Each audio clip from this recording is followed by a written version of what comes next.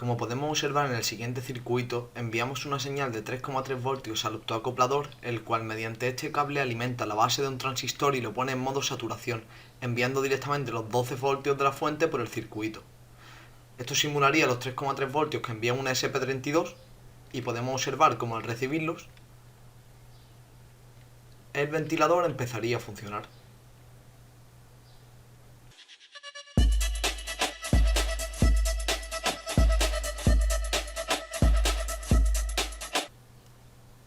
Volvemos a comprobar cómo simulamos cuando la señal lógica del ESP32 fuera alta, se activaría el ventilador. Esto ocurriría cuando se superase el umbral de los 38 grados que hemos establecido en el sensor de temperatura. El problema de este circuito es que el transistor se calentaba demasiado, por lo que tuvimos que añadir una resistencia de tiza de 100 ohmios para que absorbiera el calor. En esta imagen podemos observar el circuito final con la resistencia de tiza añadida.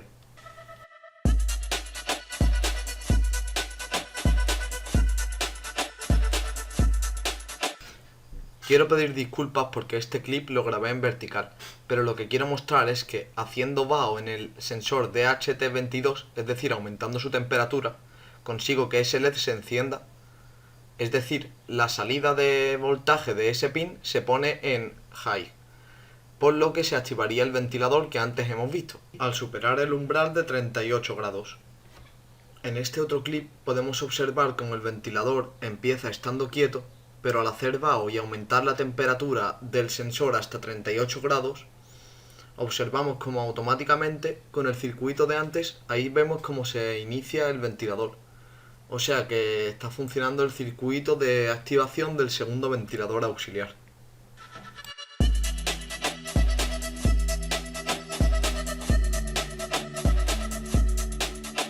Primero, juntamos varios tipos de maderas recicladas que teníamos por casa, así como tablones de suelo y contrachapados. Luego, con la ayuda de mi padre, fuimos dándole la forma inicial a la caja. Posteriormente, le dimos forma al panel frontal y le hicimos sus agujeros correspondientes gracias a la ayuda de un molde que había diseñado en Photoshop. También le dimos forma al panel lateral para que pudiéramos colocar el ventilador y la toma de corriente. También apliqué una mano de pintura en spray marrón para el interior.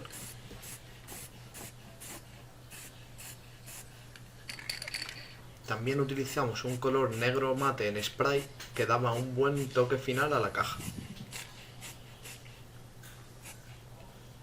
Como podemos observar aquí, la caja ganaba mucho más estética con este marrón interior y negro exterior, aunque posteriormente le dimos alguna capa más de pintura. Colocamos dos bisagras que nos permitieran abrir la caja en caso de que fuera necesario hacer alguna reparación o alguna modificación. También colocamos un imán en la caja para que ésta se mantuviese cerrada junto a una chapa que contenía un tornillo en esta parte superior. Imprimí esta pegatina en el copicentro más cercano que tenía por menos de €1, la cual previamente había diseñado en Photoshop, agregando así al panel frontal un toque muy profesional. Aquí vemos cómo quedaría finalmente tanto el panel frontal como el lateral con ese embellecedor que le hemos agregado, el cual reciclé de un ordenador antiguo que tenía por casa. Ahora, con la caja ya finalizada, podría ponerme manos a la obra con la electrónica.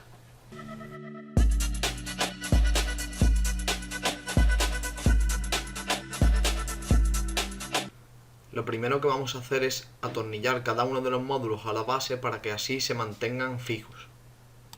Posteriormente realizamos el conexionado de cada uno de los módulos entre sí. Los cables de las salidas de voltaje fijas los vamos a soldar de 2 en 2 a sus conectores y lo vamos a acabar con un aislante termorretráctil, el cual con el mechero se agarra para fijar así mejor la soldadura. Una vez tengamos listas todas las salidas de voltaje fijas y también tengamos listas las tierras con sus respectivos conectores, y también tengamos cada uno de los elementos fijos, será cuando procederemos al panel frontal. Para añadir una mayor seguridad al circuito, uniremos todas las tierras de las salidas fijas de voltaje con este hilo de cobre. Primero lo trenzaremos para que se haga más sólido y posteriormente lo uniremos en cada una de las conexiones. Nos aseguraremos de que sea una unión sólida. Una vez colocado el panel, será cuando nos aseguremos de que su funcionamiento sea el correcto. Vemos que al variar la perilla de la tensión, también aumenta o disminuye el voltaje de la salida variable. Llega hasta un máximo de 26 voltios reales. He añadido un pequeño cordón para limitar el ángulo de apertura de la tapa superior y que así no se acabe dañando la madera por culpa de las bisagras.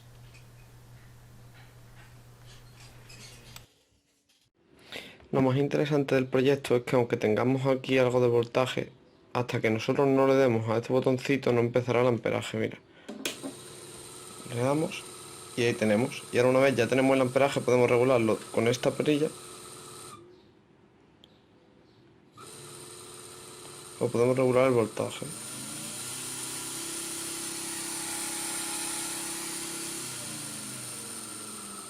Vemos como limitando el voltaje, el amperaje, perdón, podemos hacer que se pare o que vaya muy lentamente hasta que ya funciona.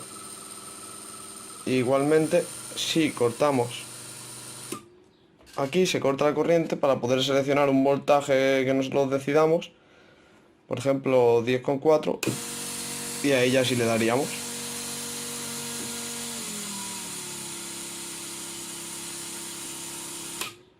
Puede llegar hasta